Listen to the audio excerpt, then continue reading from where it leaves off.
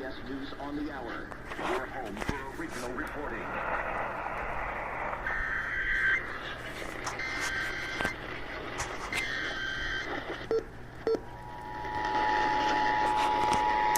That was the most perfect timing ever.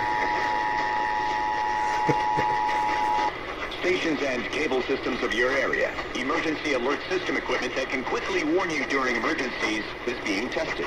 If this had been an actual emergency, such as a tornado, flood, evacuation, toxic release, or any emergency that you, the public, should be timely alerted, official messages would have followed the alert tone. This station serves as a vital part of the Louisiana State Emergency Alert System. This concludes this test of the Emergency Alert System.